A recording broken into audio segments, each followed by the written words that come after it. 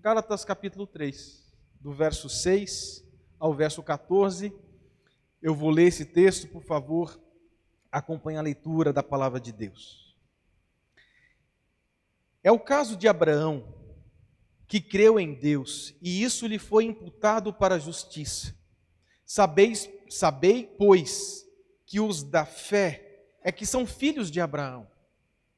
Ora, tendo a Escritura previsto que Deus justificaria pela fé os gentios, preanunciou o Evangelho a Abraão: em ti serão abençoados todos os povos, de modo que os da fé são abençoados com o crente Abraão. Todos quantos, pois, são das obras da lei, estão debaixo de maldição, porque está escrito: maldito todo aquele que não permanece em todas as coisas escritas no livro da lei para praticá-las. E é evidente que, pela lei, ninguém é justificado diante de Deus, porque o justo viverá pela fé. Ora, a lei não procede de fé, mas aquele que observar os seus preceitos, por eles viverá. Cristo nos resgatou da maldição da lei, fazendo-se Ele próprio maldição em nosso lugar, porque está escrito: maldito todo aquele que for pendurado em madeiro, para que a bênção de Abraão chegasse aos gentios em Jesus Cristo, a fim de que recebêssemos pela fé o Espírito prometido. Talvez você leia já, num primeiro momento, esse texto e fique se perguntando que texto talvez um tanto complexo de perceber e de entender, na verdade. Que o Senhor nos dê graça para que a gente possa compreender e aplicar esse texto nessa noite. Vamos orar pedindo isso? Senhor Deus, nós lemos a Tua palavra e nos sentimos desafiados de poder escavar os tesouros aqui contidos nesse terreno tão fértil. Mas é fato que se o Senhor não iluminar a nossa mente, jamais poderemos compreender a importância dessas riquezas aqui descritas. Eu sei que os meus irmãos chegaram aqui de diversas formas, e entre esses estão aqueles que estão desmotivados e desinteressados em ouvir a Tua palavra.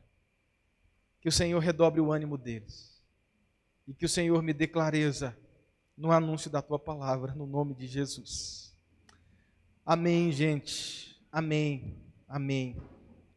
Você há de concordar comigo que o ser humano, ele vive em busca de aceitação. O ser humano vive em busca de aceitação nas mais diferentes áreas da sua vida. Se eu perguntar a um adolescente, ou se eu analisar a vida de um adolescente, e você também fizer isso, você há de perceber que o adolescente ele vive num dilema de aceitação. Seja uma autoaceitação, eu não gosto do meu corpo, eu não gosto da cor dos meus olhos, eu não gosto da cor da minha pele, eu não gosto do tipo do meu cabelo, ou seja uma aceitação do meio que ele está vivendo, no meio que ele está inserido. Eu preciso de um celular da Apple para ser aceito na turma em que eu vivo. Eu preciso de um computador, um MacBook, para que eu seja aceito no núcleo de pessoas que eu estou inserido. Por sua vez, se você analisar a vida de um jovem adulto, há de perceber que esse se prepara arduamente para ser aceito numa universidade, numa boa universidade, ou para ser aceito talvez num bom concurso público. É também uma questão de aceitação. Ele vive em torno de ser aceito, seja por uma instituição ou seja por pessoas. Com o adulto não é diferente. Nós vivemos movidos também, de alguma forma, por senso de aceitação. Ou não é a realidade que muitos adultos estão vivendo hoje? Na busca incessante, principalmente por causa da crise, na busca incessante de ter o seu currículo aceito numa boa empresa, a fim de que ele tenha um salário de forma mínima e digna de viver e pagar as suas contas básicas. Nós vivemos em torno de aceitação. O que nos move é a aceitação. Aliás, a aceitação foi um discurso base de alguns movimentos sociais recentes. Sobretudo, o movimento feminista, que você já ouviu falar aí no senso comum, nas redes sociais ou nos telejornais. O movimento feminista, ele começa de forma recente, talvez em 1960, 70, alguns dizem que na época da ditadura militar, com um discurso de aceitação. Você sabia disso? As mulheres deveriam ser aceitas como portadoras de alguns direitos. E a reivindicação de aceitação do movimento feminista que nasceu na década de 60 eram basicamente dois. Existiam mais, mas basicamente dois. As mulheres estavam reivindicando a aceitação, ou na verdade, o direito de ter a educação e ao emprego que o homem tinha, que ela não tinha. A mulher era destituída desses direitos. O homem podia trabalhar, o homem podia ser inserido numa universidade, mas a mulher não podia. Então ela precisava dessa aceitação. Ela reivindicava essas coisas. Aliás, uma das outras coisas que o movimento feminista reivindicava também era o direito do controle reprodutivo, o que nós sabemos basicamente que é o aborto. Então o que eu quero mostrar com tudo isso? Eu quero mostrar com tudo isso que o ser humano vive em busca de aceitação. Seja uma aceitação pessoal, seja uma aceitação a nível social. O que move o ser humano também é o senso de aceitação. Ser aceito é uma necessidade inerente de todo ser humano. E, gente, esse texto vai falar sobre aceitação. Certamente não uma aceitação da perspectiva social, como nós citamos agora, mas um outro tipo de aceitação, mas vai falar de aceitação. Esse texto vai falar de aceitação por um viés diferente de um viés ideológico, porque esse texto vai falar de aceitação por um viés do Evangelho. Mas, basicamente, como é que Deus nos aceitou como filhos? Como é que Deus, sendo eu, você, inimigos de Deus, Ele ainda toma a iniciativa de me aceitar e de me colocar dentro da sua família? Na verdade, como é que se deu esse ato de aceitação? Se Deus te aceitou e Ele fez isso, como se deu esse ato de aceitação? Paulo vai falar sobre isso. Mas há aqui uma discussão que ela é central no texto. Por mais que numa leitura preliminar pareça um texto difícil da gente entender, numa primeira leitura, e eu dou razão a vocês, nós devemos entender que todo o argumento de Paulo aqui gira em torno de uma única questão, a saber, os judeus estavam convencidos de que eles seriam aceitos por Deus e, portanto, fariam parte do povo de Deus, apenas pelo fato deles serem descendentes da linhagem física de Abraão. Essa era a questão em jogo. Então, alguns judaizantes começaram a penetrar dentro das igrejas da Galácia, pregando isso. Olha, vocês só serão aceitos por Deus se vocês fizerem parte da linhagem física de Abraão. Então os gentios dentro da igreja, que não era povo, olhavam para aquele argumento e diziam assim, não vai sobrar nada para nós. Porque nós não somos da linhagem de Abraão. Nós não temos o sangue puro, como os judeus têm. Portanto, todo o argumento de Paulo agora nessa parte da carta é para desconstruir esse argumento que estava sendo pregado dentro das igrejas da Galácia.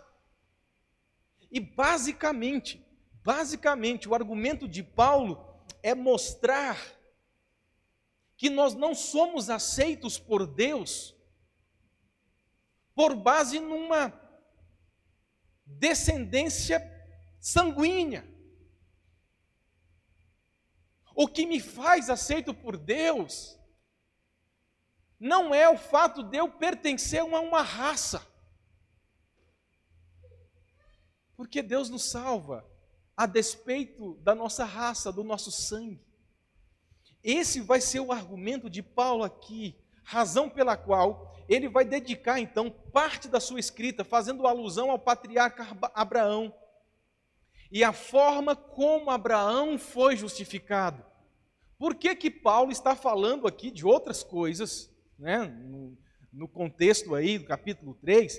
Aí parece que de forma abrupta, Paulo termina o verso 5 e ele já insere no verso 6, abruptamente, talvez numa leitura preliminar, a história de Abraão. A gente fica por entender, né? Pô, Paulo está falando de outra coisa, agora ele já insere Abraão assim do nada.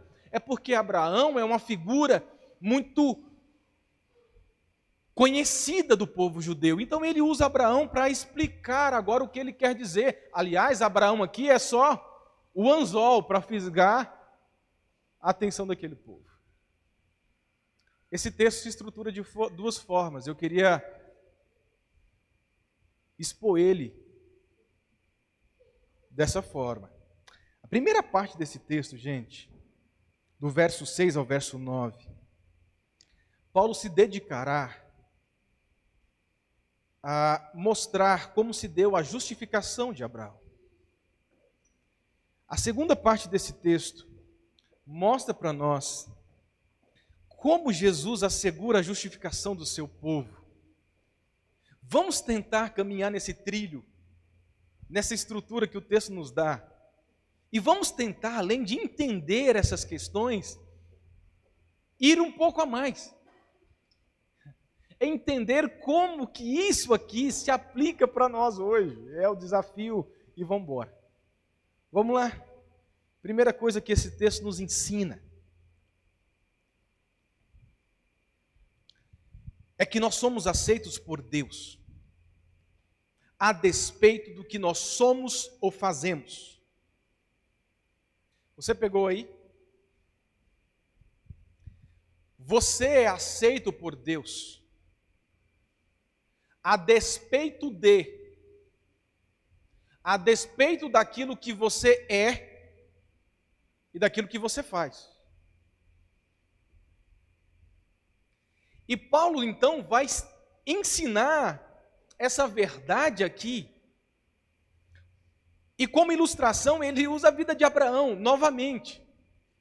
Paulo quer ensinar uma verdade. Paulo quer ensinar para aquela igreja que eles não são aceitos por Deus com base na sua descendência física. Paulo quer ensinar àquela igreja que eles são salvos mediante a justificação pela fé, mas ele é didático. Ele precisa pegar um personagem que fosse muito vívido, conhecido dos seus ouvintes, para que ele fizesse um link. E é por isso então que ele cita Abraão. Abraão. E ao usar a figura de Abraão, gente, Paulo está querendo dizer para aquele povo de que o Abraão, o patriarca, ele não foi justificado, ele não foi aceito por Deus, por aquilo que ele fez ou por aquilo que ele deixou de fazer. Abraão foi aceito por Deus e, portanto, justificado somente por graça.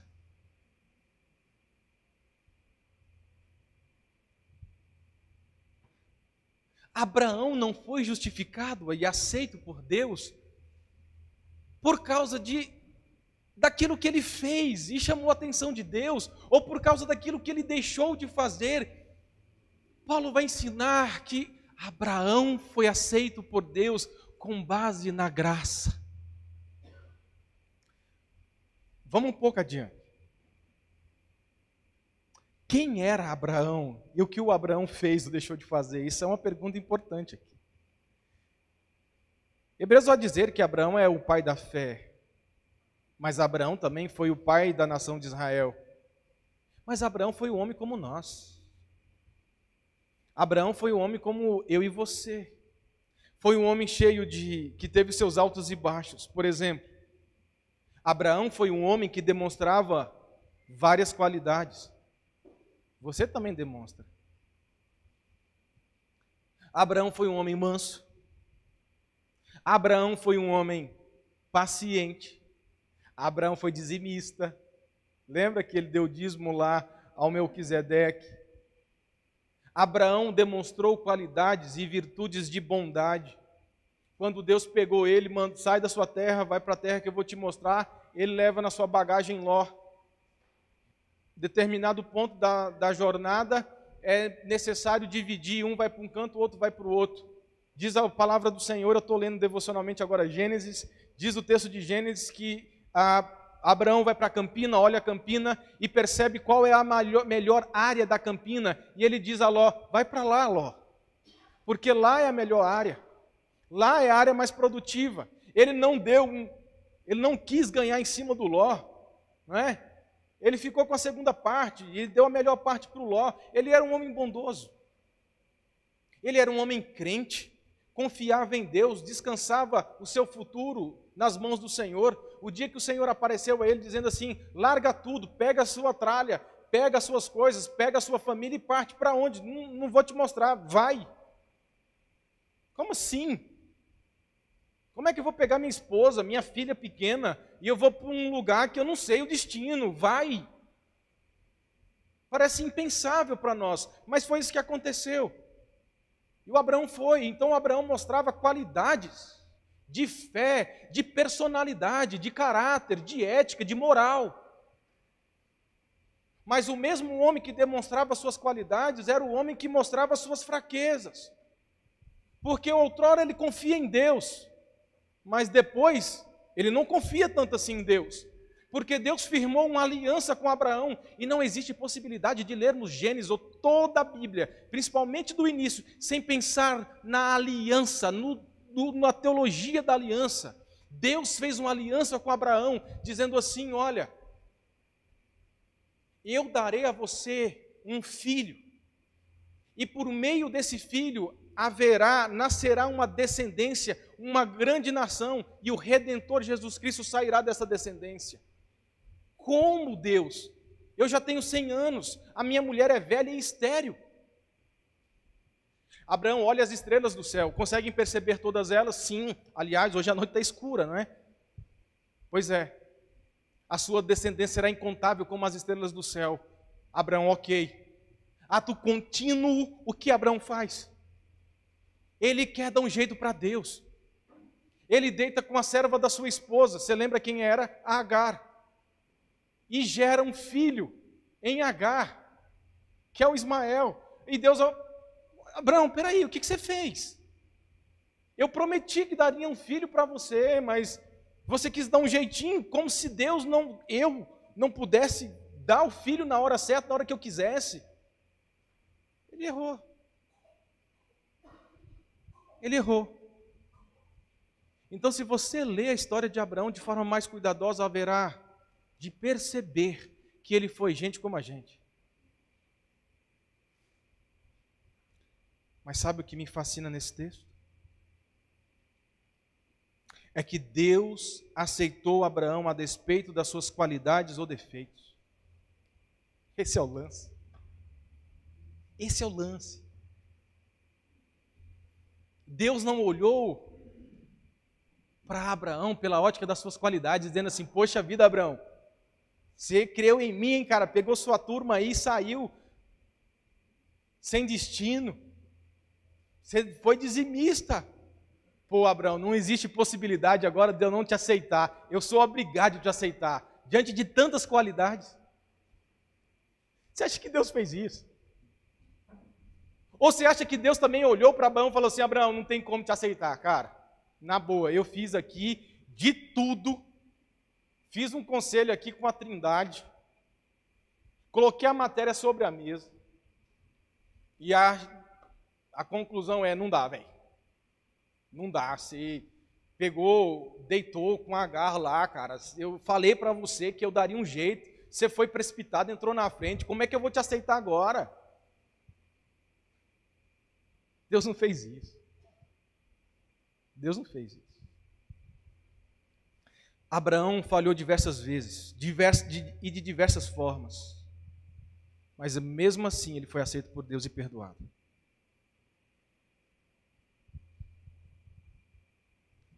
Isso é graça. Isso é graça. A graça, ela é revelada ao longo de toda a Escritura. Em Gênesis, a graça. Mas aí é uma pergunta ainda que é muito importante diante desse primeiro momento aqui. Como é que Deus justificou Abraão? Como é que Deus justificava as pessoas no Antigo Testamento? Parece que é difícil a gente pensar. Porque a ideia que temos é que a justificação só é possível depois que Jesus morreu na cruz e verteu sangue. E o sangue dele, então, é suficiente para cancelar os meus pecados. Mas como acontecia isso no Antigo Testamento? Jesus não tinha morrido ainda. É uma boa pergunta. E ela precisa ser respondida. Abraão foi justificado pela fé nas promessas de Deus. Ele foi aceito porque ele creu nas palavras que Deus havia falado a ele, prometido a ele. Eu vou dar uma descendência a você. Eu tenho 100 anos, não consigo mais engravidar minha esposa e ela é estéril e velha. Eu vou dar um filho a você. E é por isso que Paulo, escrevendo aos Romanos, um texto paralelo ao que estamos estudando, ele diz que Abraão creu contra a esperança. Ele creu contra aquilo que para ele seria possível. Então, no Antigo Testamento, as pessoas eram salvas pela fé no Messias que haveria de vir, e não pela submissão da lei. Era um ato de fé. E por isso os sacrifícios que desciam dos cordeiros imaculados prefiguravam a pessoa e a obra de Jesus Cristo. Era por fé.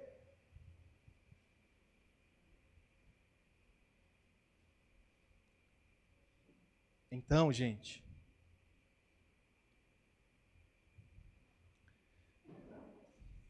isso aqui que fecha o primeiro ponto nosso. Você consegue começar a entender agora por que que Paulo usa a figura de Abraão para ensinar a igreja dele? Porque a igreja estava tendendo a acreditar que somente judeus, a descendência de Abraão, seriam aceitos por Deus. E os coitados dos gentios dentro da igreja? Eu, por exemplo, mistura de baiano com mato-grossense, que ia virar para mim? Eu não sou puro sangue. Sou um mestição. Branco com sotaque baiano. Eu seria um pobre coitado ali daquele meio. Então havia problema dentro da igreja, porque tinha classe excluída, os gentios. Nós somos povo da aliança, nós não somos descendentes de Abraão, então nada para vocês, ó inferno. E aí os judeus passavam, bom dia, boa tarde, judeu, está aqui minha identidade, nome, sobrenome de judeu, descendência de Abraão, aceito por Deus. E Paulo fala assim, não existe isso. Porque nem mesmo Abraão, o pai da fé, o patriarca, quem vocês têm como ícone, ele não foi justificado por aquilo que fez. Ele foi justificado pela graça. Ele não foi aceito porque era um judeu de judeu. Ele foi aceito porque Deus quis escolher ele e aceitar ele. É isso que Paulo está ensinando para aquela igreja. Perceba como Abraão foi aceito. Abraão não foi aceito porque fazia parte de uma raça. Abraão não foi aceito porque cumpriu todas as exigências da lei. Ele não foi aceito por isso. Ele foi aceito porque ele creu nas promessas de Deus. Ah, entendi. Então basta crer, basta ter fé. Sim. Paulo diria sim. Ah, Paulo, então agora estou entendendo. Porque muitos milagres não acontecem. Por que nós não temos fé? Paulo iria fazer uma cara de espanto. dizendo assim: não, calma, não é assim. Porque até a fé que foi necessário para que Abraão cresce nas promessas de Deus, essa fé quem deu foi Deus. Não foi uma fé autoproduzida. Não é uma fé inerente. É uma fé atribuída. Ele creu. Mas não quer dizer que a vantagem está nele. Porque até o ato de crer foi Deus que deu a ele. Não sobra nada para nós. Não sobra. Essa é a teologia bíblica e reformada. Não sobra nada. Quando nós olhamos a nossa vida, gente, por essa ótica, nós entendemos mais a graça. Porque nós entendemos e percebemos de que não somos nada, não temos nada, e não merecemos nada, e não temos direito a nada. Então, logo, eu sendo assim, tudo que eu recebo da parte de Deus é por graça.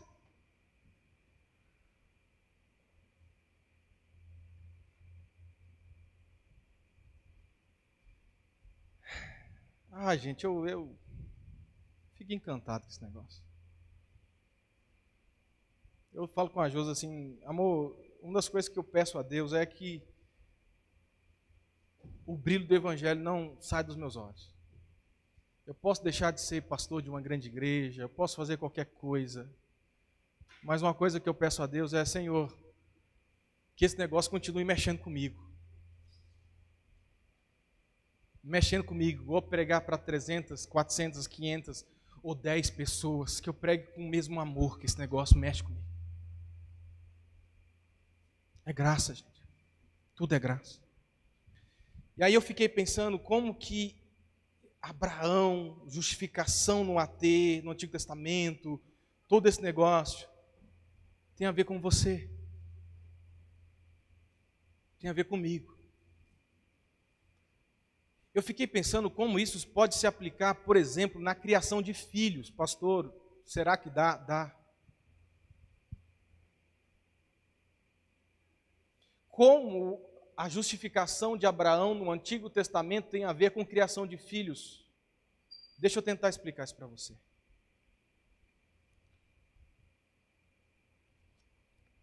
Pais, como é que vocês estão reagindo às rebeldias dos seus filhos? Como é que você reage? Porque a questão, gente, não é se eles vão ou não se rebelar. Em algum momento eles vão. Em menor ou maior intensidade, mas eles vão.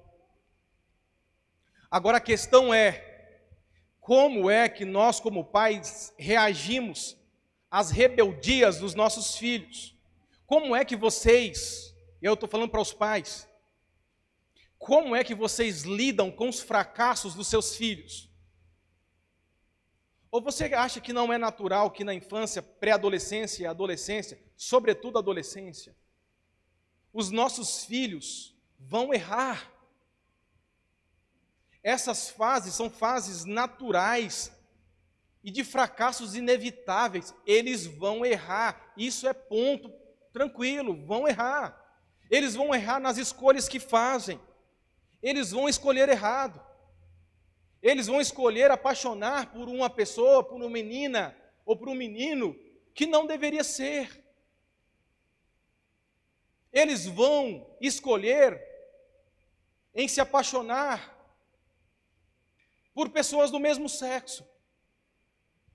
Ou você acha que isso não é uma realidade?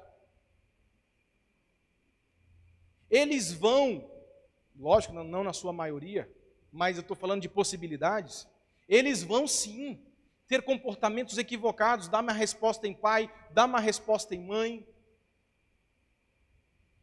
até porque eles não têm critérios para tomarem decisões. A questão agora é, como é que esses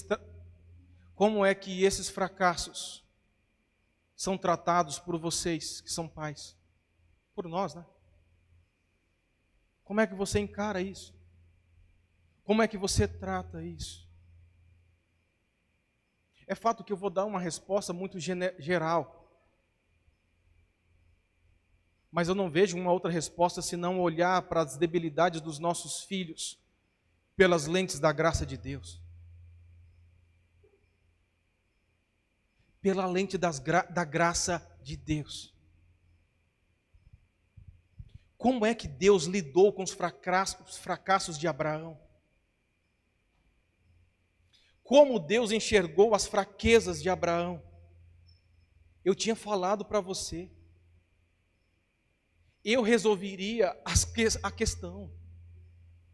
Eu escolheria a pessoa a quem você deveria se deitar e dar descendência. Você errou. E você colocou em xeque a credibilidade do Deus da aliança. E você iniciou errado uma nação. Mas Deus olha para as fraquezas de Abraão com graça. Abraão foi aceito por Deus a despeito de suas fraquezas. Meus queridos pais, não percam a esperança. Não percam a esperança. O Deus que imputou a justiça de Cristo a Abraão, Ele pode fazer isso com seu filho. O Deus que imputou e presenteou Abraão com fé, para que Abraão pudesse agora, com fé no coração, olhar para o Evangelho e ter o Evangelho descortinado, decifrado, e ele pudesse entender aquele Evangelho agora decifrado e aplicar isso ao coração. Esse mesmo Deus pode fazer isso pelo seu filho. Não desista. É isso que a justificação em Abraão no Antigo Testamento tem a ver com a gente, pós-modernos, e com a criação dos nossos filhos. Aceite o seu filho. Olhe para as fraquezas dos seus filhos pelas lentes da graça de Deus. Segunda coisa que esse texto nos ensina.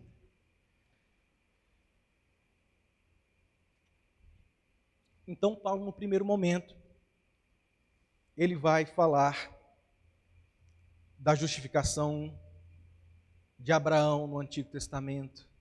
E isso foi uma forma de ensinar aquela igreja. Agora, segundo ponto, para mim, é o clímax do texto. E a segunda coisa que nós aprendemos nesse texto é que você não pode ser aceito por Deus por aquilo que faz, mas por aquilo que Cristo fez por você. Não tem para onde a gente correr. Não tem. Se você abrir e ler o texto, não tem para onde correr, é isso aqui. Já que você não pode cumprir as exigências da lei, alguém precisa cumprir para você, ou por você, Jesus. Paulo continua o seu argumento. E ele continua o seu argumento dizendo que ninguém vai poder ser aceito por Deus com base naquilo que faz. Ninguém consegue cumprir as exigências da lei. Tá, a lei pode ser sumariada nos 10 mandamentos, mas os judeus ainda faziam algumas outras leis. Dizia lá os 10 mandamentos, guardar o dia de sábado, mas os judeus faziam uma lei debaixo dessa lei. Tipo assim, não é só guardar o sábado, mas você não pode caminhar uma certa quilometragem no sábado. Então tem a lei e tem os pormenores da lei. Agora, você já imaginou se a sua salvação dependesse de você guardasse pelo menos os 10 mandamentos, ninguém aceita. Ninguém. É por isso que Paulo está dizendo, verso 11, é evidente, Paulo usa a palavra de forma intencional, é evidente que pela lei ninguém é justificado diante de Deus, porque o justo viverá pela fé. Mas, gente, a esperança repousa no verso 13. O verso 13 é o cerne do Evangelho. Eu queria sua atenção aqui para a gente caminhar para o final. Cristo nos resgatou da maldição da lei, fazendo-se Ele próprio maldição em nosso lugar, porque está escrito, maldito todo aquele que for pendurado em madeiro. O que Paulo está dizendo aqui? Qual é a intenção de Paulo com essas palavras aqui? Preste atenção aqui. Paulo não diz que Cristo foi amaldiçoado, como se uma força superior tivesse amaldiçoado Cristo, o Filho, mas o texto diz que ele se fez maldição. Ele tomou a iniciativa de fazer-se maldição. O que isso significa, pastor? Isso significa algo muito simples. O que significa que a maldição de todos nós, que deveria ser colocada diante dos nossos ombros, foi tirada dos nossos ombros e foi colocado sobre os ombros de Cristo. É isso que quer dizer que ele se tornou maldição. Para que fôssemos salvos, precisávamos submeter a lei, mas então chegamos à conclusão que nunca conseguiríamos submeter todas as exigências da lei. Então é como assim, Deus olhasse e falasse assim, tá, mas e quem vai pagar a conta? Alguém precisa submeter as exigências da lei. Mas ele olhou para nós e falou assim, vocês não dão conta. É como se então, eu estou falando, é como se Cristo olhasse para a situação e ele falou assim, não, eu vou. Porque eu sei que eles não vão dar conta. Então eu vou me fazer maldição. Pode colocar todo o cálice da sua ira diante dos meus ombros, Pai, porque eu vou assumir essa conta. E eu não vejo nenhuma explicação diante disso que eu digo a vocês, melhor que a de Lutero. Lutero, num clássico, ele diz assim, Paulo não diz que Cristo se tornou uma maldição por culpa própria. Não foi culpa dele. Vamos adiante. Ele continua. Ele se tornou uma maldição por nossa culpa. Ele mesmo é inocente e nunca deveria ter sido crucificado. Mas foi castigado porque assumiu o nosso lugar. Por isso sofreu a morte de um ladrão. Mas olha como ele termina. Mas os ladrões somos nós.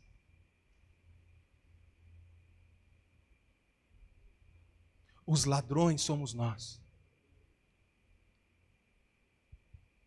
Como Cristo se fez maldição por nós então, pastor? Vamos caminhando para o final. Cristo se fez maldito. Como foi isso na prática? Cristo se fez maldito quando ele tomou a iniciativa de assumir todo o cálice da ira do Pai sobre si.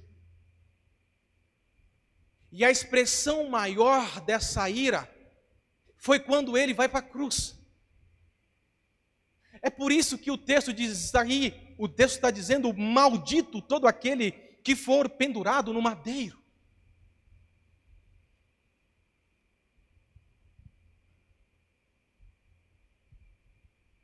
a maldição de não ter submetido à lei deveria recair sobre os ombros de alguém. Então Cristo diz: recaia sobre os meus ombros.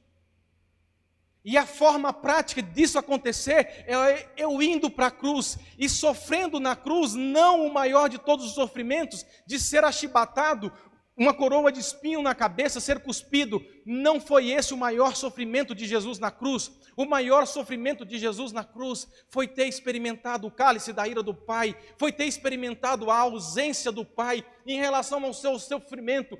Pai, por que me desamparastes? Isso é evangelho, gente. Isso é evangelho.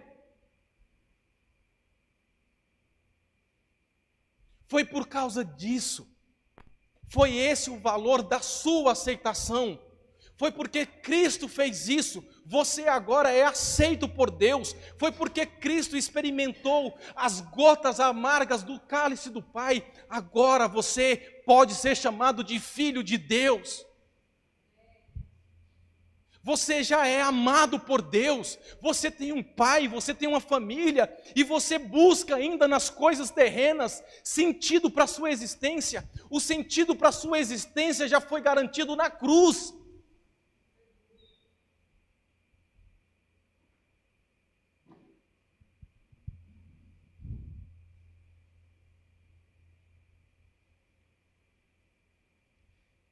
Então Ele fez isso por nós. Ele nos resgatou, diz o texto, verso de número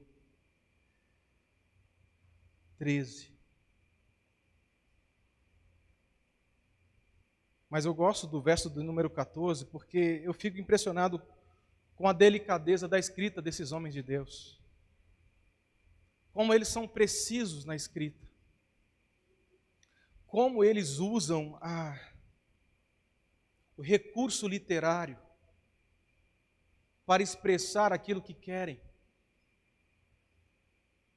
Perceba comigo que o verso de número 14, Paulo estabelece aqui a finalidade de Cristo ter morrido na cruz. Com dois aí, para quê? Para quê? Para quê que Cristo fez isso? É como se Paulo dissesse assim: está vendo o que Cristo fez? Eu acabei de explicar para vocês. E vocês sabem agora a finalidade disso? Não, Paulo, não sabemos, eu vou te explicar. Cristo fez o que fez para que agora o Espírito Santo pudesse habitar o coração de vocês. E somente por causa do Espírito Santo habitar no coração de vocês, vocês podem ser convertidos a Cristo. Porque se Jesus não tivesse morrido na cruz, não haveria possibilidade de habitação do Espírito em nós. O Espírito foi comunicado a nós porque um dia alguém pagou essa conta. E como selo dessa conta paga, Cristo, Deus colocou em nossos corações o Espírito que sela a nossa salvação. É por isso que você pode se converter. É por isso que agora você pode olhar para o seu coração e ver a pecaminosidade que há nele. É por isso que agora você pode olhar para as Escrituras e compreender as Escrituras, que Ele é o poder de Deus para a salvação, porque Cristo habita com o Espírito Santo no seu coração. Vamos terminar.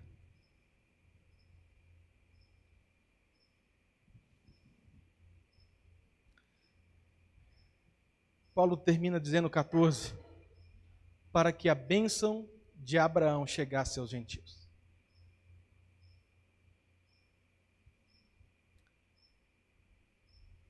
Aquela mesma graça que salvou Abraão chegou até nós.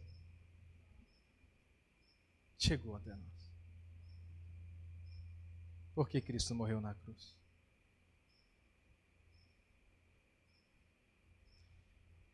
Eu quero terminar, gente. Está na hora. Eu quero terminar com duas aplicações.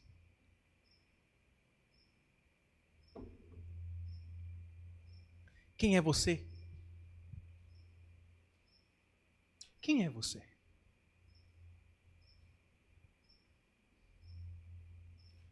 Como que você definiria a sua identidade? Sabe, o problema é que, invariavelmente, nós deixamos de nos definir a partir da nossa relação com o nosso Criador. E nós começamos a nos definir a partir da nossa relação com as coisas criadas. Deixa eu tentar explicar um pouco mais isso aqui. O pecado me faz ter uma crise de identidade.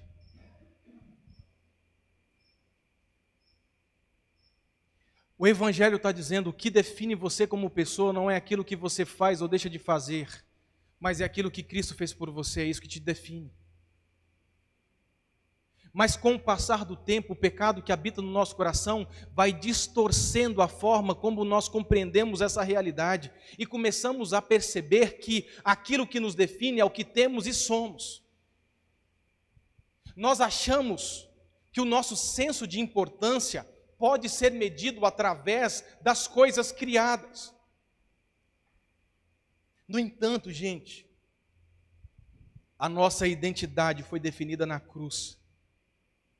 Nós éramos malditos, agora somos filhos amados. Nós éramos malditos, agora somos filhos amados. A cruz garantiu a sua identidade. Você é filho de Deus. E ninguém,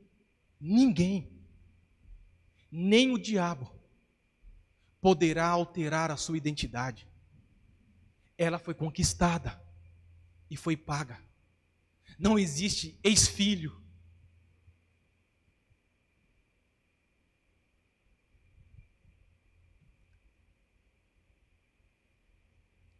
Presta atenção nisso agora.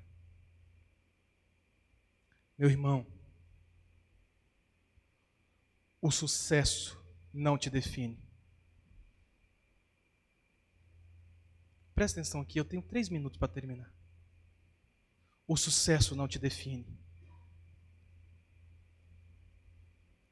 Se você acha que o sucesso definirá o nível de importância que você tem, você é um depressivo, um desiludido em potencial. Eu quero explicar isso. Porque existem 2 formas de nós enxergarmos e pensar nisso aqui. Me permita explicar. Se o sucesso te define, no dia que a coisa que lhe traz um suposto senso de identidade lhe for tirada, você vai morrer de desgosto. Deixa eu explicar isso aqui. Se você acha que o que te define é o emprego que você tem, o status que você tem, a família que você tem, cuidado. Porque no dia que essas coisas forem tiradas de você, você vai morrer deprimido. Se os filhos impecáveis é aquilo que dá sentido de existência a você que é pai, cuidado.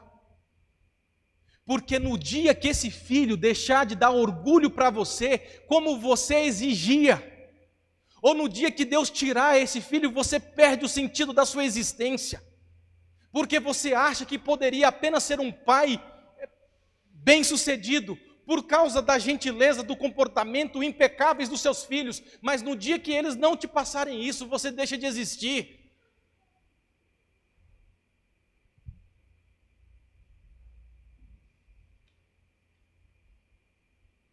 Se o sucesso te define, certamente você vai passar por cima de tudo e de todos para alcançar aquilo que acha que pode dar sentido da sua existência. Se você acha que para você ter um senso de importância, você precisa galgar altos cargos, cuidado. Cuidado. Porque para alcançar tudo isso, você vai abrir mão da sua ética moral, você vai abrir mão da sua família para alcançar aquilo que você julga ser necessário para te dar senso de importância.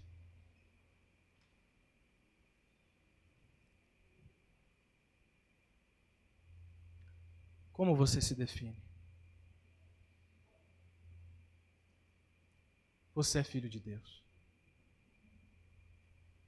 Um alto preço foi pago por você. Somente Jesus Cristo pode libertar você da escravidão desses sentimentos. Vamos orar? A gente vai cantar uma última música. Enquanto os meninos se posicionam aqui, nós vamos orar.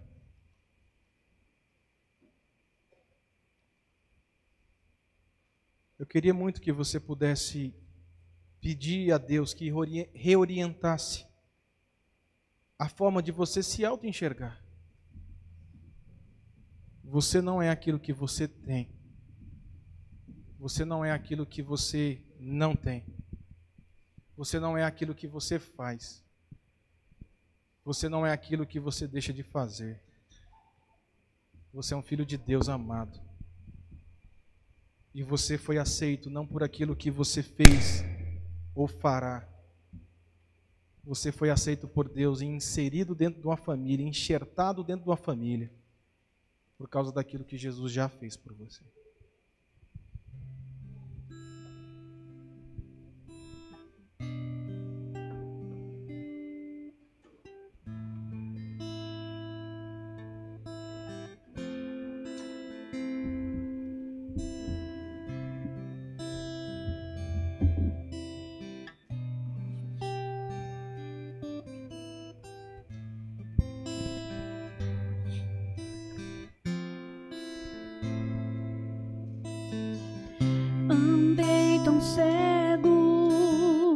Sem rumo certo, buscando a paz e descanso.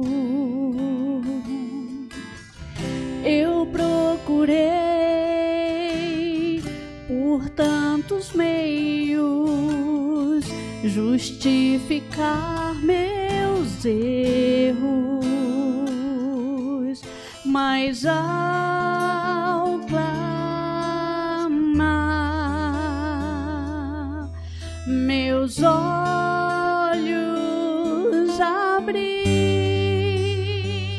e ao olhar pra cruz eu entendo o amor derramado ali por mim, sacrifício de sangue por um pecador.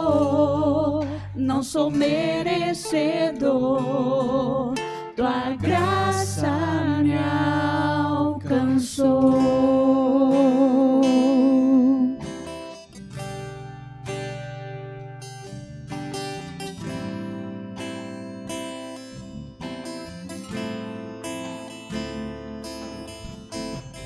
E ao ver tua glória naquele dia, me alegrarei em gratidão. Tocarei as marcas de vitória. Vencido é o pecado. Perante ti me prostrarei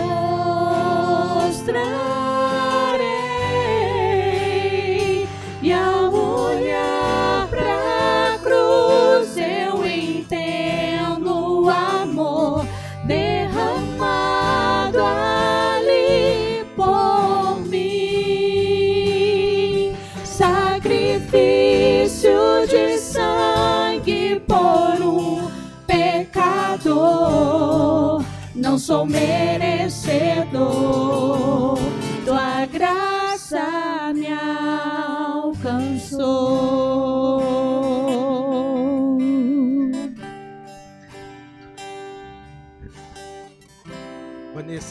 Vanessa, eu queria que congelasse essa aqui. Vamos ficar em pé. Vamos orar e vamos receber a bênção do Senhor. Depois que a gente receber a bênção, eu queria que nós cantássemos a capela. A turma vai puxar aqui. Essa estrofe aqui. Eu achei que ela reflete muito aquilo que Paulo disse. E ao olhar para a cruz eu entendo o amor derramado ali por mim, sacrifício de sangue por um pecador. Eu não sou merecedor, mas tua graça me alcançou. Eu entendo o amor. Eu já fui amado. Obrigado, Senhor, pela tua palavra. Obrigado mesmo.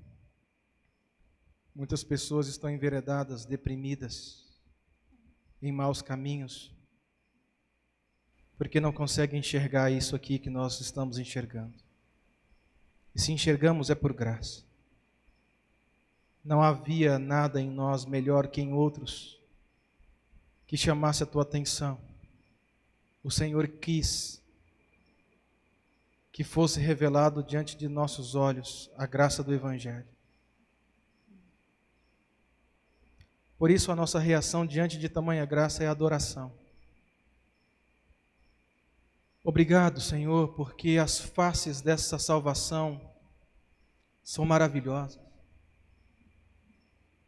O Senhor não apenas colocou a maldição que deveria vir sobre mim nos ombros de Cristo, mas como também fez uma outra via. O Senhor pegou a justiça de Jesus Cristo e colocou sobre os meus ombros.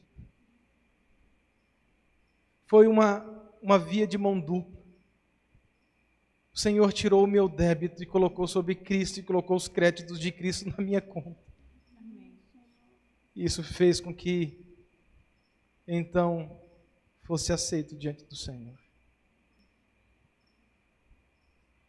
Que esse sacrifício de Jesus Cristo possa vivificar a alma, a fé, o ânimo dos meus irmãos.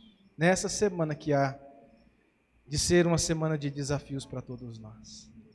Agora, meus amados irmãos, ide em paz.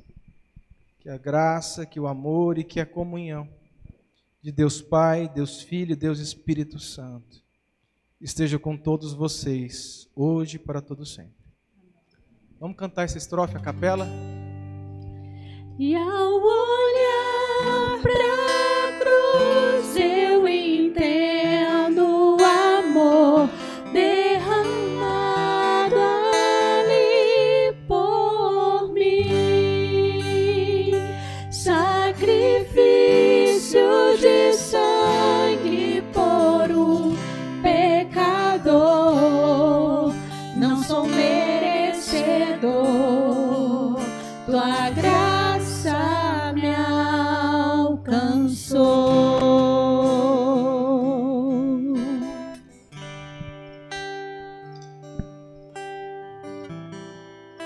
Está encerrado o nosso culto. Deus abençoe a semana de todos vocês.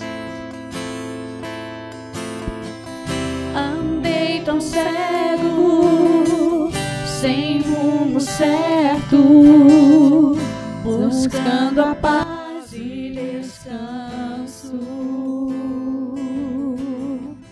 Eu procurei por tantos meios justificar meus erros, mas ao clamar, meus olhos abri, e ao olhar pra cruz eu entendo o amor derramado ali por mim, sacrifício de sangue por um pecador. Não sou merecedor, tua graça me alcançou.